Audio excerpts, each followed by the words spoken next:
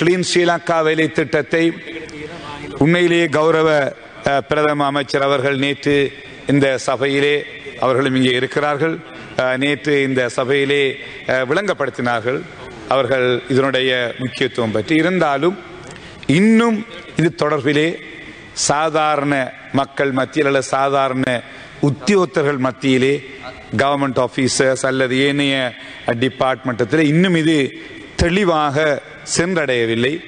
அதற்கான வேலை திட்டங்களை கௌரவ பிரதம அமைச்சர் அவர்கள், இதற்கு பொறுப்பான சம்பந்தப்பட்ட அமைச்சர்கள் அதற்கான சில வேலை திட்டங்களை மேற்கொள்ள வேண்டும் சந்தர்ப்பத்திலே நாம் கேட்டுக்கொள்ள விரும்புகிறோம். குறிப்பாக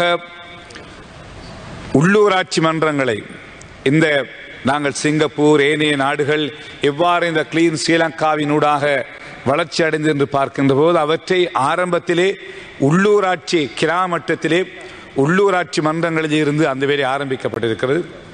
ஆகவே உள்ளூராட்சி மன்றங்களை இந்த வேலை திட்டத்திற்கு நீங்கள் அதிகமாக பயன்படுத்த முடியும். அதற்கான ஆளணிகள் இருக்கிறது, அதற்கான மெஷினரிஸ் அவரிடத்தில் இருக்கிறது. ஆகவே இந்த உள்ளூராட்சி மன்றங்கள் தொடர்பிலே அவர்களுக்கு தெளிவுபடுத்தி அவர்களுடைய ஒத்துழைப்போடு ஒவ்வொரு கிராமத்தையும் அங்கிருக்கின்ற துப்புரவு செய்தல், குறிப்பாக இந்த வெள்ள அனர்த்தங்கள் ஏற்படுவதற்கு முக்கியமான காரணமாக இருப்பது ட்ரைனேஜ் அல்லது தண்ணி ஓடுகின்ற பாதைகள், அது சுத்தப்படாமல் இருப்பதுதான் அதிகமான இன்று இந்த வெள்ளப்பெருக்கு காரணமாகும். குறிப்பாக கிழக்கு மாகாணம் தொடர்ச்சியாக கடந்த 1-2 மாதங்களாக தொடர்ச்சியாக வெள்ளத்திலே மூழ்கி வருகிறது. ஒரு விதத்திலே கொஞ்சம் செய்தெடுக்க மீண்டும் வெள்ளப்பெருக்கு, மீண்டும் 2-3வது தடவையாக கடந்த 2-3 நாட்கள் வெள்ளப்பெருக்கு. அதே போன்று எதிர்வரும் வாரங்களிலும் இவ்வாறான மழைக்கான காரணங்கள் இருப்பதாக அறிவிக்கப்படுகிறது. ஆகவே கௌரவ தவிசாளர் அவர்களே, உள்ளூராட்சி மன்றங்களை பலப்படுத்தி அந்த லோக்கல் அத்தாரிட்டிஸ் ஊடாக இந்த ட்ரைனேஜ் அந்த இவளை கிளீன் பண்ணுவது, அந்த பிரதேசங்களில் ட்ரீ பிளான்டிங் மரங்களை நாட்டுவது, அந்த கிராமங்களை அழகுபடுத்துவது போன்ற, ஆகவே இந்த வேலை திட்டங்களினூடாக அந்த உள்ளூராட்சி மன்றங்களை பலப்படுத்துவதனூடாக இதனை செய்ய முடியும். கடந்த வாரம் பெய்த 2-3 நாட்களாக தொடர்ச்சியாக பெய்த மிக மோசமான மழை, நேற்றும் இன்றும் அம்பாறை சேனநாயக்க சமுத்திரம் திறக்கப்பட்டதால் அநேகமான பிரதேசங்கள் வயல்கள் இன்று அழிக்கப்பட்டிருக்கிறது. ஆயிரக்கணக்கான ஏக்கர் வெள்ளாமைகள் வெட்டுவதற்கு ஆயத்தமாக இருந்த நிலையிலே முழுமையாக வெள்ளத்திலே மூழ்கியிருக்கிறது. அம்பாறை மாவட்டம், மட்டக்களப்பு மாவட்டம், திருகோணமலை மாவட்டம், புலனறுவை, இந்த 4 மாவட்டம் மிக மோசமாக பாதிக்கப்பட்டிருக்கிற தவிசாளர் அவர்களே.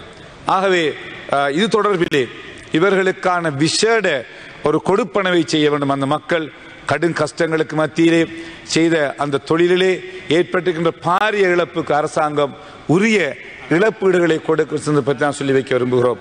ஆகவே இந்த கிளீன் ஸ்ரீலங்கா வேலை திட்டம் என்பது வெறுமனே சுத்திகரிக்கின்ற ஒரு தொழில் மட்டுமே, அதை செய்ய வேண்டும். அதே நேரம் அரசு உத்தியோகத்தர்கள் மத்தியிலே, குறிப்பாக பாதுகாப்பு உத்தியோகத்தர்கள், போலீஸ் உத்தியோகத்தர்கள், ஏனைய துறைகளில் வேலை செய்கின்ற உத்தியோகத்தர்கள் மத்தியில் அந்த மனநிலை வர வேண்டும். அதற்கான பயிற்சி வகுப்புகளை நடத்த வேண்டும். ஏனென்றால் கிட்டத்தட்ட சிங்கப்பூர் இந்த கிளீன் ஸ்ரீலங்கா கன்செப்டிலே 25 வருடங்களுக்கு மேல் போனதவர்களுக்கு அந்த நிலை அடைவதற்கு ஒரு சிறிய நாடு. ஆகவே எங்களது நாட்டிலும் நல்ல ஒரு வேலை திட்டம் நாங்கள் வரவேற்கின்றோம். அதற்காக எங்களுடைய முழு ஆதரவை ஒத்துழைப்பையும் எந்த வேறுபாடும் இல்லாமல் தருவதற்கு ஆயத்தமாக இருக்கிறோம். என்றால் இந்த நாடு அவ்வாறான ஒரு மாற்றத்துக்கு கொண்டு போக வேண்டும். இந்த நாட்டு மக்கள் ஒரு புதிய மாற்றம் வர வேண்டும், எல்லாவற்றிலும் கிளீன் வர வேண்டும், ஒரு புதிய இலங்கையை கட்டி எழுப்ப வேண்டும் என்கின்ற அந்த உணர்விலே தான் வாக்களித்தார்கள். 76 ஆண்டு இருந்த அரசாங்கத்தை தூக்கி எறிந்து புதிய கட்சி ஆட்சி கொண்டு வந்திருக்கிறார்கள். அதை நாங்கள் அந்த இளைஞர்களுடைய உணர்வுகளை நாங்கள் மதிக்கின்றோம். அந்த உணர்வுகளுக்கு ஏற்ப இந்த மாற்றத்தை உண்மையிலேயே அரசாங்கம் அடைய வேண்டுமாக இருந்தால் இதற்கான உத்தியோகத்தர்களுக்கான பயிற்சி வகுப்புகள் நடத்த வேண்டும். அவர்களுக்கு தொடர்புடைய தெளிவுகளை செய்ய வேண்டும். உள்ளூராட்சி மன்றங்களை முழுமையாக நீங்கள் பயன்படுத்த வேண்டும். அவ்வாறு செய்கின்ற இந்த வேலை திட்டத்தை மிகச் சிறப்பாக செய்து உண்மையிலேயே இந்த நாட்டை ஒரு கிளீன் ஸ்ரீலங்கா என்கின்ற குறைந்தது 10-15 ஆண்டுகளுக்குள்ளாவது நாங்கள் அந்த மனநிலையிலே ஒரு மாற்றத்தை கொண்டு வந்து நாட்டை கட்டியெழுப்ப முடியும். செய்திகளை உடனுக்குடன் தெரிந்து கொள்ள உடனே சப்ஸ்கிரைப் பண்ணுங்க.